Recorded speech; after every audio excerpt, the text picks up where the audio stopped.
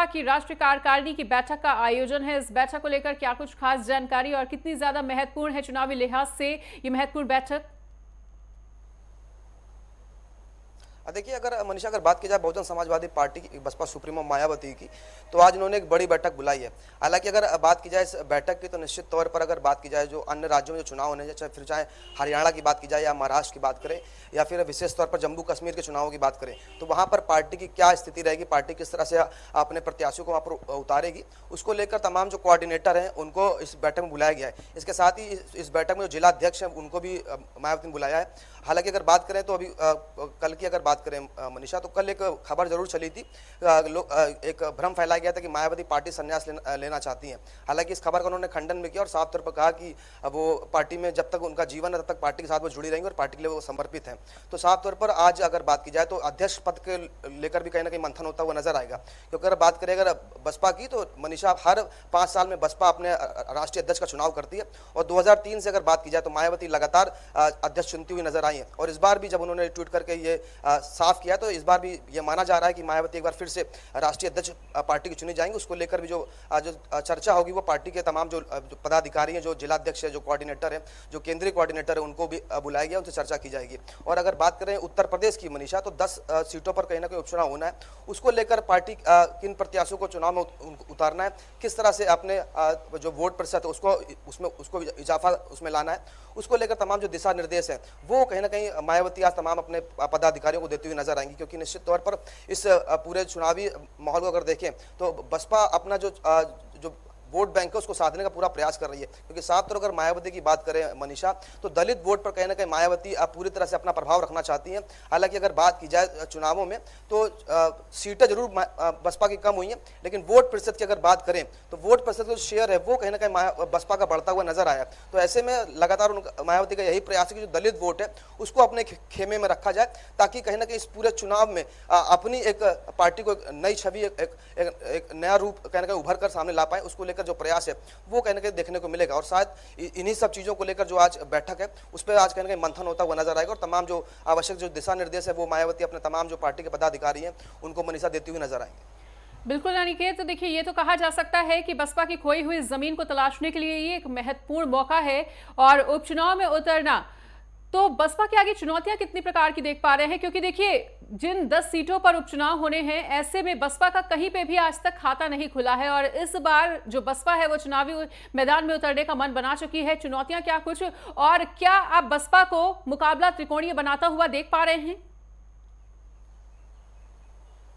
देखिए, अगर बात की जाए मनीषा अगर बसपा की, तो इस पूरे चुनाव में कहीं ना कहीं अगर बात की जाए तो मायावती का ये प्रयास है कि चाहे समाजवादी पार्टी हो या कांग्रेस हो या बीजेपी की बात करें, तो तीनों ही दलों के ऊपर मायावती लगातार हमलावर होती हुई नजर आई है। फिर वो चाहे जाति जनगणना की हम बात कर लें या फिर आरक्षण का मुद्दा हो, इस मुद्दे को भी लेकर लगातार मायावती समाजवादी पार्टी और कांग्रेस और बीजेपी को भी घेरती हुई नजर आई है। तो कहीं ना कहीं जो दलित वोट, जैसा कि मैंने बताया कि दलित वोट पर कहीं ना कहीं अपना प्रभाव जो लगातार मायावती रखना चाहती है, उसको लेकर क्या रणनीति तैयार करनी है, उस पर कहीं ना कहीं जरूर मंथन होगा अपने तमाम पदाधिकारियों के साथ में मायावती का। और अगर बात करें 10 सीटों की, तो हालांकि उन सीटों पर प्रभाव जीत भले नहीं हुई है बसपा की, लेकिन यह जरूर है कि जो उपचुनाव होने उसमें कहीं ना कहीं मायावती ट्रम्प कार्ड अपना जरूर साबित कर सकती हैं। हालांकि वो कितना उनके साथ में लोग जुड़ पाएंगे इस और नई रणनीति को कितना तमाम जो वोटर्स हैं वो समझ पाएंगे, ये खैर चुनावी नतीजे आने के बाद तय होगा। लेकिन ये जरूर है कि जो मंथन है वो अब बसपा में होता हुआ नजर आ रहा है। और अगर मायावती की बात करें तो वो अब कहीं ना कहीं बैठक करके अपने तमाम जो पदाधिकारी हैं उनको फील्ड पर उतरने का जो दिशा निर्देश है वो देती हुई नजर आएंगी मनीषा। बिल्कुल, अगर लोकसभा इलेक्शन के नतीजों की बात की जाए अनिकेत, तो देखिए सपा तीसरी बड़ी पार्टी बनकर उभरी थी और ऐसे में बसपा का चुनावी मैदान में उतरना सपा और बीजेपी के लिए कितना बड़ा नुकसान और फायदे का सौदा साबित हो सकता है? देखिए मनीषा, अगर बात करें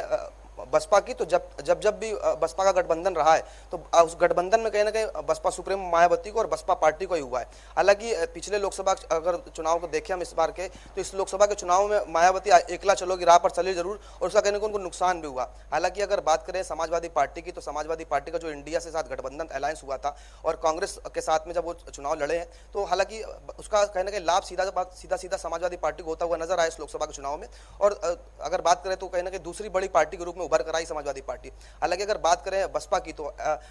जो वोट बैंक है, जैसे कि मैंने बताया कि सीटें भले ही कहीं ना कहीं कम होती हुई नजर आई, लेकिन जो वोट प्रतिशत है वो बसपा का बढ़ा है और शायद उस वोट प्रतिशत को कहीं ना कहीं सीटों में तब्दील करने का जो प्रयास है वो बसपा सुप्रीमो मायावती का है मनीषा। और उसी को लेकर जो पूरी जो तैयारी है और जो मंथन प्रक्रिया है वो पार्टी में तमाम पदाधिकारियों के साथ करना बेहद आवश्यक है और शायद इस बात को भी मायावती समझ चुकी है। और हालांकि अगर बात करें जो मायावती के जो भतीजे आकाश आनंद जो नेशनल कोऑर्डिनेटर है पार्टी में, तो उनको भी कहीं ना कहीं एक बड़ी जिम्मेदारी देने का जो प्रयास है, क्योंकि अगर बात करें तो जो हरियाणा, महाराष्ट्र और जम्मू कश्मीर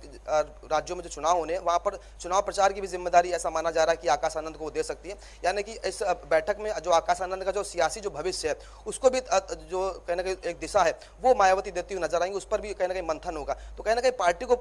एक मजबूत स्तर देने का जो प्रयास है, न केवल उत्तर प्रदेश में बल्कि जो अन्य राज्यों में जब चुनाव होने जा रहे हैं तो उन राज्यों में भी कहीं ना कहीं पार्टी की दखल हो, न केवल दखल हो बल्कि वहां पर जो पार्टी के जो प्रत्याशी है वो पार्टी की जीत सुनिश्चित कर पाए। तो वो कहीं ना कहीं प्रयास जो बसपा सुप्रीमो मायावती का है मनीषा, वो कहीं ना कहीं देखने को मिल रहा है। और उसको लेकर जो तमाम जो पदाधिकारी हैं, पार्टी के जिला अध्यक्ष है, जो कोऑर्डिनेटर है, जो नेशनल कोऑर्डिनेटर, उनको बुलाया गया इस बैठक में और 12 बजे माल एवेन्यू में पार्टी कार्यालय में आज ये बैठक होगी और मायावती इस बैठक में मीडिया को संबोधित भी करेंगी और तमाम जो चीजें हैं वो कहीं ना कहीं साझा करती हुई नजर आएंगी मनीषा। ठीक है अनिकेत, तो तमाम जानकारी को साझा करने के लिए आपका बहुत बहुत शुक्रिया।